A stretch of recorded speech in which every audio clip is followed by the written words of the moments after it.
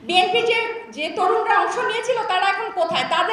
তাদেরকে কেন আমরা মূলধারার রাজনীতি দেখছি না? তাদের এখনো পায় তারা হচ্ছে কিভাবে আরো তারা বছরের পর বছর আবার শাসনকে ধরে রাখবে। বিএনপি যে কথায় কথায় 31 দফা বলে এখন একদম সয়লাভ করে ফেলছে, তাদের সংস্কার মানে 31 দফা। 31 দফার 24 নম্বরে তারা নারী ক্ষমতায়নের কথা বলেছে।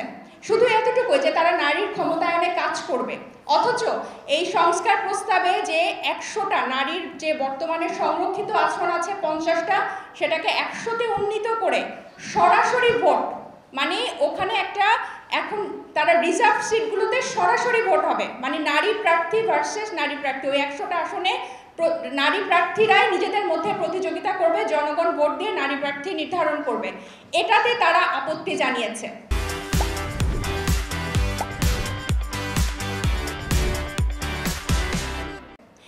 এই বাংলাদেশের জন্মের পর এই সংরক্ষিত নারী আসনগুলোকে সবসময় অলংকার মনে করা হতো, এবং যেসব রাজনৈতিক দল সংসদে সংখ্যাগরিষ্ঠ পেত তারাই সিলেক্ট করত। জনগণ ঠিক করত পুরুষ সংসদ, আর পুরুষ সংসদরা ঠিক করত নারী সংসদ।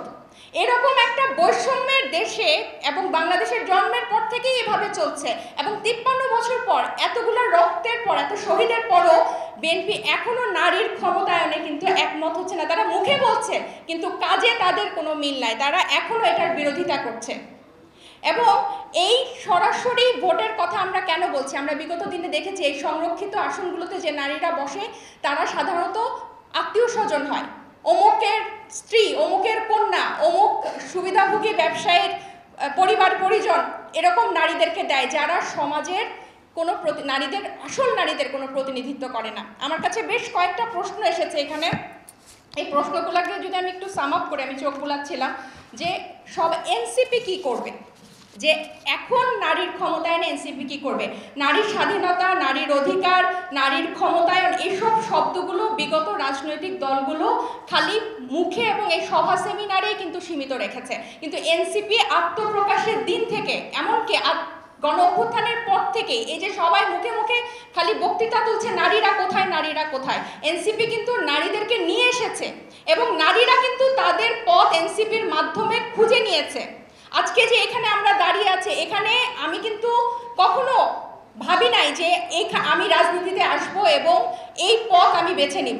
কিন্তু জুলাইয়ের পর যে ভঙ্গুর অবস্থায় বাংলাদেশকে, এবং এই জুলাইয়ের অগাস্টের এই যে ভঙ্গুর অবস্থা দেখেছি, এরপরে কিন্তু আমার মনে হয় যখন এই রাজনৈতিক আকাঙ্ক্ষা এসেছে বাংলাদেশ নিয়ে কাজ করার, দেশ নিয়ে কাজ করার, আমি বিশ্বাস করি, দৃঢ়ভাবে বিশ্বাস করি যে এই যে এতগুলা নারী আপনারা বলছেন বাংলাদেশের বিভিন্ন প্রান্ত থেকে এসে, তাদের মধ্যেও অবশ্যই এসেছে, এবং বিগত দিনগুলোতে যে একজন সাধারণ মানুষ, শুধু নারী না, একজন সাধারণ মানুষ যে রাজনীতিতে যোগ দিবে, একটা যে পথ থাকবে, এরকম কোনো পথ আমাদের রাজনৈতিক দলগুলো বিগত দিনে রাখে নাই। তারা পুরোটাই সিন্ডিকেট ছিল, যে একবার নেতা হয়েছে সে নেতাই। এবং এখনো দেখেন তারা একজনকে প্রধানমন্ত্রী রাখার জন্য তারা কিন্তু কোনো সংস্কার, মানে তাদের এখনো পায় তারা হচ্ছে কিভাবে আরো তারা বছরের পর বছর আবার শাসনকে ধরে রাখবে এবং ক্ষমতায় থাকবে, সেটার পায় তারা। আমরা কিন্তু বলছি যে 2বারের বেশি কেউ আর জীবনে প্রধানমন্ত্রী, রাষ্ট্রপতি হতে পারবে না, কিন্তু তারা এখনো সেই হিসাব গুনছে। কারণ তারা যে একজন যে এত মানে বয়স হয়ে গেছে, তারপরও কিন্তু তারা নতুনদেরকে কিন্তু জায়গা করে দিতে চায় না, তারা সেই ক্ষমতা ধরে রাখতে চায়। কেন অন্যান্য রাজনৈতিক দলে কি জুলাইতে তরুণরা অংশ নেয় নাই? তারা এখন কোথায়? বিএনপি যে তরুণরা অংশ নিয়েছিল তারা এখন কোথায়? তাদেরকে কেন আমরা মূলধারার রাজনীতি দেখছি না? কেন তাদের নবীনরা, তরুণরা মৃত্যুবরণ করেছে, শহীদ হয়েছে, কিন্তু তাদের প্রবীণরাই রাজনীতি করছে, এবং তারা প্রবীণরা শুধু রাজনীতি করছে নির্বাচনের মাধ্যমে ক্ষমতায় যাওয়ার জন্য? কেন তাদের প্রবীণরা এত রক্তের পরেও, এত শহীদের লাশের উপর দাঁড়াও তারা সংস্কার চাইছে না? কেন তারা নারীর ক্ষমতায়ন খালি মুখে বলছে কিন্তু এটার বাস্তবে তাদের কোনো প্রতিফলন দেখা যাচ্ছে না? কারণ তাদের উদ্দেশ্য একটাই, সেই উদ্দেশ্য হচ্ছে একটা নির্বাচন, এবং নির্বাচনের মাধ্যমে খালি ওই ক্ষমতা দখল, ওই চেয়ার দখল। এবং তারা যেভাবে সংস্কার প্রস্তাবগুলো দিচ্ছে এবং জাতীয় ঐকমত্য কমিশনের সাথে বিরোধিতা করছে বিভিন্ন মতে, তাদের সুস্পষ্ট যে তারা আবার সেই নতুন নব্য স্বৈরশাসক হওয়ার সব ধরনের পায়তারা করছে। এবং এই যে আপনারা তুষার যে বলল যে সংবিধান বুঝে না, সংস্কার বুঝে না, নির্বাচন বুঝে না, যে নারী, যে নাগরিক চিকিৎসা, আইনজীবী, ব্যাংক, কর্পোরেটে এত জটিল জিনিস বুঝে, সে কেন সংবিধান বুঝবে না? কেন নারীরা এই সহজ সমীকরণ বুঝবে না? এখানে তো কোনো, এটা তো মঙ্গল গ্রহ থেকে কোনো কিছু আসে না, কিন্তু এটা তাদেরকে এভাবে পোট্রে করা হয় যে তুমি নারী বা তুমি ছোট, তুমি কোনো কিছু বুঝবা না। এগুলো কিন্তু সম্পূর্ণ তাদের আইওয়াশ।